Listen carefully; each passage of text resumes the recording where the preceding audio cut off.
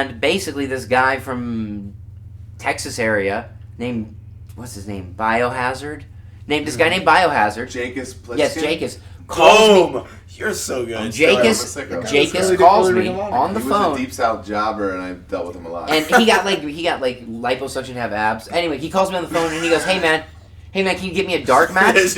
And I was like, what the fuck? I hung up the phone with him, and I go, wait, I've been here for so long, he thinks I can get him a dark match. I've never even had one. Yeah. And that's when I was like, I'm going to go get a dark match. When's WWE? When can I get a dark match? And then I just flew myself to a show. And That's a real story. I've heard that as a legend. I don't think we've ever I just basically flew. You were not booked and just showed up. Well, I was not booked. I said, hey, I'm going to be there because of my brother's graduating from college, so I'm going to be in St. Louis anyway. He's winking at the other cameras. Yeah. And they were like, okay, but don't go. Then I asked them, I said, they said, don't go to the show or whatever. I was like, okay. And then, I was like, hey, I'm going to be there anyway. I just kind of put it on them a little bit more. Hey, I'm going to be there. I'll be there. I could just show up. Can I just be an extra? And they didn't even have any, there was nothing set in place. But finally, they're like, yeah, you can be an extra.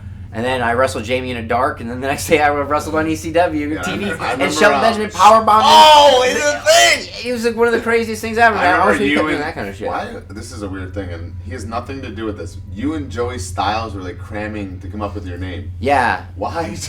Why do I have that memory, and why is Joey Styles... Joey Styles wasn't part of creative or anything, Yeah, but I love Joey Styles. I love Joey. My favorite commentator ever. So Jen, the writer, comes down and is like, these are a bunch of names for you. They were all terrible, but they were all kind of from suggestions that I gave, so it's not like they came up with bad names. It's just nobody came up with a good name. I looked at him, I said, Jen, I have to live with this for the rest of my life. Can I have 10 minutes?